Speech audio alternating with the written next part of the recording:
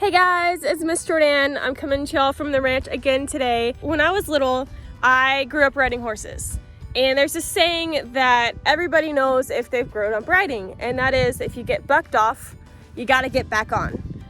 And today we're gonna continue to talk about our brains and our minds and how we function, but today we're gonna talk about failure and how sometimes things might not go the way that we think that they should, but it doesn't mean that we need to quit trying. That's why I've started us off out here. Over here behind me, there is this paint mare. Her name was Carol, and now we call her Slingshot, because my friend tried to ride her twice. He was told that she was broke. She wasn't broke, so she wasn't very easy to ride at all. And so he tried to ride her twice, and it didn't work out either time. But I was really proud of him for trying the second time, because he could have just given up after the first. Because he tried her out and figured out she wasn't gonna work for us to ride, now she's gonna be having a baby next year. So we got to find out what she could be used for instead through that process. So sometimes failure looks like trying again until we succeed at the thing that we tried. And sometimes it looks like trying again and realizing that we can do things differently. And we can find a lot of beautiful things through failure that way too.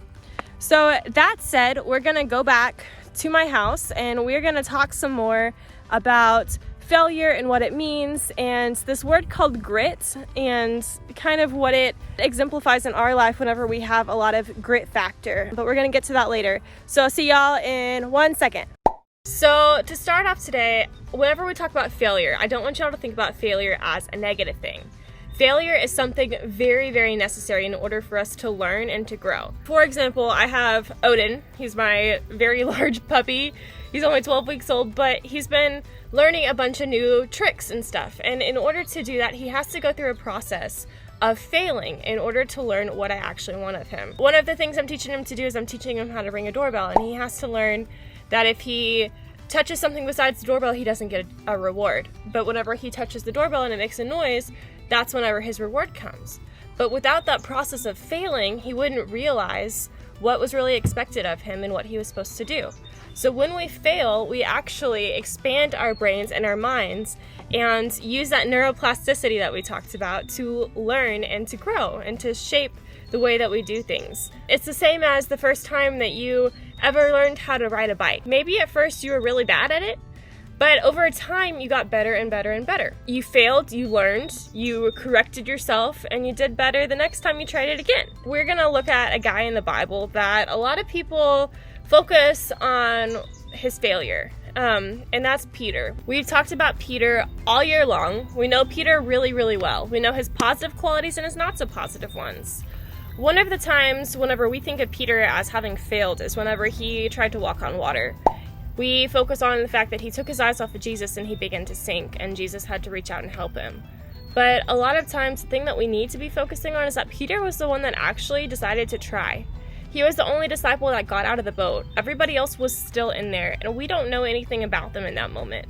The only one that we have learned about over and over and over again is the one who decided to try, even though he had never done it before and he could fail.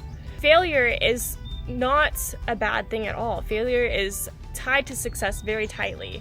In fact, success is stumbling from failure to failure with no less enthusiasm. That's one of my favorite quotes, meaning even whenever we fail, we don't lose our enthusiasm, we don't get discouraged, and we keep on trying and keep on trying. This week, I want us to focus on kind of talking about some of the ways that we can use failure in our lives. Whenever we talked about our brains, I told you all to think about a forest and making a path through the forest with the different choices that we make. If you were walking or hiking on a trail, say you were even hiking Mount Everest, and you were almost to the top of Mount Everest. It had been a long time, you're out of breath, you're tired, but you're almost to the very top, what you've been working for a long, long, long time. And you come across a turn, and all of a sudden there's this big rock in your path, and you can't go forward. Well, would you give up? I don't know about you, but I wouldn't. If I had worked so hard to get to that point, I'm like, I'm gonna get to the top. I'm gonna do this. You'd find a way around. You wouldn't just let that be the part where you quit. And life is like that. Sometimes we work really hard for things and we get to the point where we're almost where we're supposed to be, and there's something in the way. And it's in our nature to sometimes want to give up in those moments. But if we keep pushing on, We will have the reward that we've been waiting for, which is that view at the top of the mountain. We will have that thing that we've been working so hard for. So I want us to kind of talk about some of the different ways that we can just keep on persevering in life, even whenever it looks like things aren't going our way. Maybe this year school didn't look like it was going your way. Maybe you wanted to play sports and you just couldn't this year. And maybe you want to give up because you've lost a whole year. But we shouldn't, because failure is not a setback always, because God can use our setbacks as our setups, meaning He can use the things that other people would have hold us back to actually push us forward to what we're supposed to be doing. One of the things that I want to do is I want to just talk through some famous people who failed, because for me it's really encouraging to look at people who I see as being very successful and realize that they had some of the same issues that I do and that you do and that we all do. So the first one is Dr. Seuss. Have y'all read his books? He is one of my favorite authors. I just think his books are funny and I like that they rhyme. But Dr. Seuss was actually turned down by 27 different publishers. 27 people told him that they did not like his books and that they would not put his books out for people to read. But finally, after he pushed through, the 28th publishing house was the one that decided to put his books out. And now there's some of the best books around and some of the most popular ones. Another guy to look at is Michael Jordan. Do y'all know who he is? In the entire history of the sport, he was probably the most famous person whenever you think about basketball. Well, Michael Jordan, 26 times in his career, he had the ability to take the game-winning shot, meaning he had the ball in his hands, the buzzer was about to go off, and this was the last chance for his team to win the game. And if he had made the shot, they would have won. 26 times, he missed that shot. But so many other times, he made it. He could have looked at those 26 times and been like, I've missed all of these different times, I shouldn't try anymore. But he didn't. And he succeeded more than he failed. But Michael Jordan himself is quoted as saying that he said, "I have failed over and over and over again in my life, and that is why I have success." It's because he didn't fail just once. He kept failing and kept failing and kept failing, and he actually sought out failure. That's kind of a weird concept, isn't it? To look for failure. So who else? How about Elvis? One of the most famous musicians of all of our times. Elvis Presley, after he did his first performance, was told that he was going to end up going nowhere and that he should go back to driving trucks for a living. But did Elvis listen to them? No. He knew what he wanted to do, and he did it because he actually went out and he sold the keys to his truck so he couldn't go back to driving trucks for a living. And he pursued music even more. And now, everybody knows who Elvis is. You want another one? Abraham Lincoln. Abraham Lincoln originally was part of the military, and he went into war being a captain. But he came back from war as a private, okay? So private is actually the lowest rank then that you could have. He went from being one of the highest to being one of the lowest because he just messed up. And then later on, he tried to pursue a lot of different business careers, and he failed in all of them. But then he got to politics, and after failing a few times in that too, he eventually became one of the most famous presidents in American history. Another one, Albert Einstein. Albert Einstein didn't learn how to talk until age 4. He didn't learn how to read until age 7. And there's some people that believe he actually failed out of 2nd grade, which that's not been confirmed or not. But he kept moving on and moving forward. Thomas Edison was told that he was too dumb to accomplish anything. And he's the guy that invented the light bulb. There's a whole history of people that the only way that they have success is by having these failures that just push them towards their goal even more.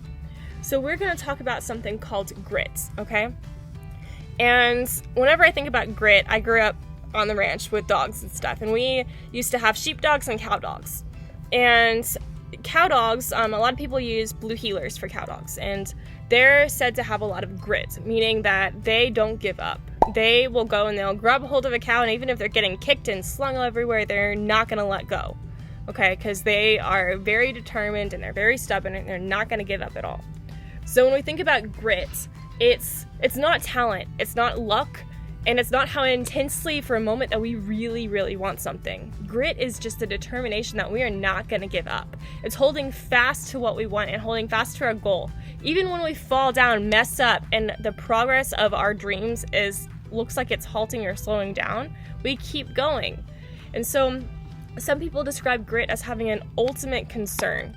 This means the one ultimate thing that we are so worried about, or we care so much about, that we can't stop. No matter what comes in our path, we can't stop. We're going to keep going until we reach the peak of Mount Everest. We're going to keep going until we see that thing happen in our lives that we've been pursuing. So whenever we think about grit, someone that I think about is a guy named Bob Goff. And I'm going to actually share 2 stories from Bob Goff with y'all today. And the first one is about how he exemplified grit. So whenever he was trying to get into law school, he's currently a lawyer, but he could not get in. So you know what he did? He went to the dean's office, meaning like the principal of college pretty much is what the dean is. And he sat outside his office for days on days on days. And every time the dean came out, he told him, just tell me to go buy my books. Just tell me to go buy my books. Meaning, tell me that I'm accepted. And day after day and after day, he did that. And you know what? Eventually, the dean told him to go buy his books, and he got accepted into law school. And now he uses his law degree to help people all around the world. One of those people that he helped was a little boy in Africa. So in Africa, they don't all worship Jesus like we do. Some of them practice this thing called witchcraft, and it's a really, really evil thing. And one of the things that witchcraft practitioners do is they actually sacrifice children, meaning they kill children, okay? It's a really dark thing. It's not a good thing at all.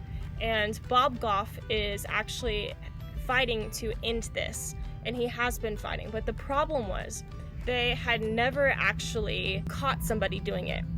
And finally they did. And so he got a call to come over to Africa. And he went over there and he tried, the first witch doctor ever to be tried for child sacrifice. And whenever he did, the guy ended up going to prison. But through that whole process, Bob visited him, and oddly enough, him and this guy became friends.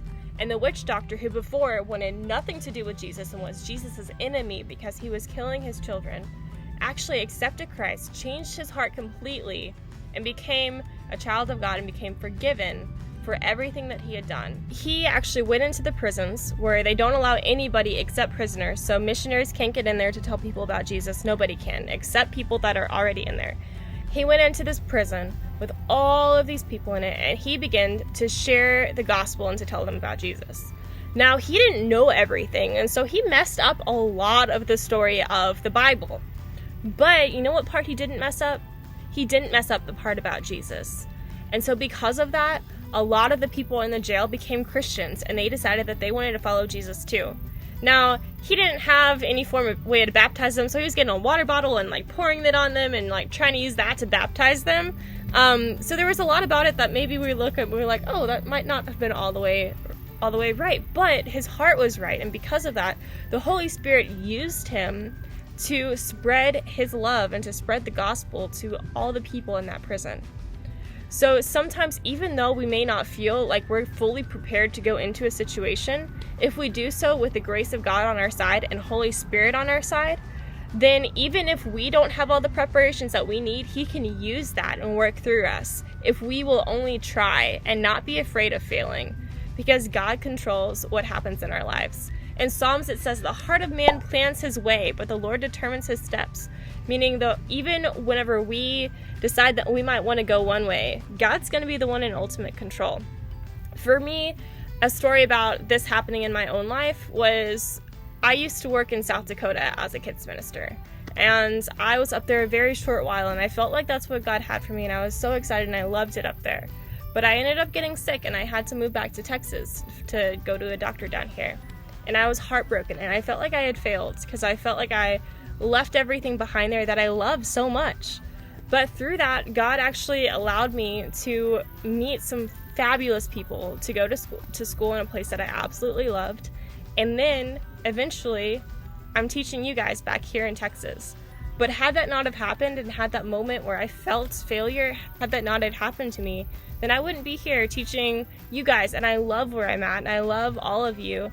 And so I'm really thankful that that happened to me, that God was the one that ultimately determined my steps, even though I thought that I knew the way that I was going myself. This week, whenever we're going through and just living life, I want us to focus on seeking out failure, meaning try new things, try things that are difficult.